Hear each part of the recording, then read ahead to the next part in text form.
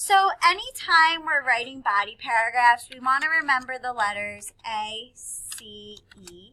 And who can remind us? What does the A in ACE stand for? Ashley?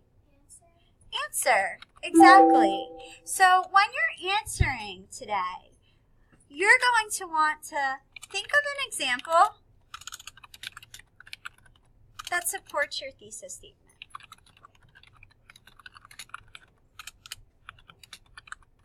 What are some things we said we might want to focus on? We just went over this a moment ago. So what are some of those things we could possibly focus on?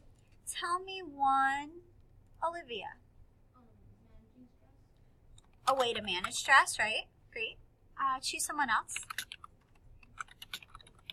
We could how to things that cause stress. Okay, something that causes stress. Carly? That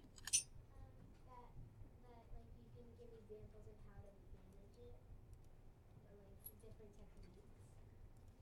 Yeah, so that's kind of a way to manage it, but didn't you say before we could kind of combine them, right? So you could combine these and maybe positive and negative factors, right? Cody? You know what? I would probably focus on what stress is in your introduction. That's going to be something you want to include in your introduction. So hopefully we get the gist. So in each topic sentence, you're going to be providing a specific example to support your thesis. Then we move on to our C. What does the C in ACE stand for? Addie. Cite what? Cite evidence, exactly. So lucky for us, on our yellow charts, we have already collected a great deal of evidence, right? Now, this is something new. So I'm going to put this in a different color. So this is new. In our introduction, we may or may not have introduced the sources that we're using.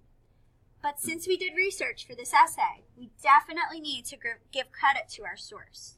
So how do you think we could do that when we introduce our evidence with a transition? What might be some transitions for us to consider in this essay? Spencer? Exactly. So we want to be really specific and say that source name. Could someone give us an example of a source that they used so I can put that example up here? Carly? Yeah, so that would be another one. So I'm going to go with what was the article you were going to use? Is that a video clip? Okay, was that the TED Ed video? Okay, so in the TED Ed video, managing stress, and we want to capitalize our source titles. It said, comma, your quote. Or Carly gave us another great option. According to.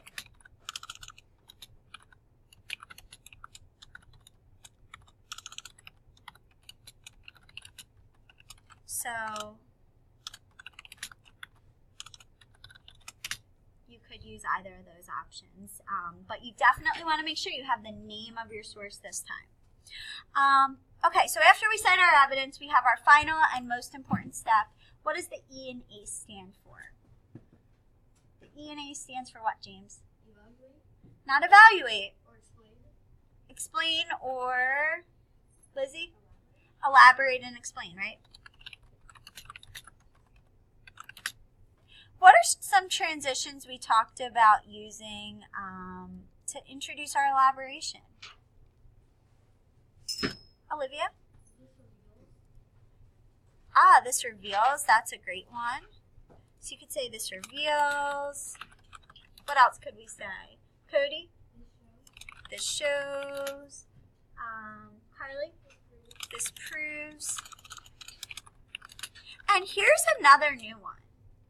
This is something you could try to really extend your elaboration and kind of show that you're thinking further, making an inference. You could try an if-then statement. So if, then, and here's what I mean. If more students practice breathing techniques in class, then maybe they wouldn't feel so stressed. So you're putting the technique in there. Or if more schools had therapy dogs, then maybe more students would feel relaxed during the day. So you're making an inference about what could happen. That's another way that you could extend your elaboration a bit and maybe even throw some smiley face tricks in. So that's our quick review of what you need in a body paragraph. Hopefully you found this video helpful. It will stay on PowerSchool for a while. Thanks for watching.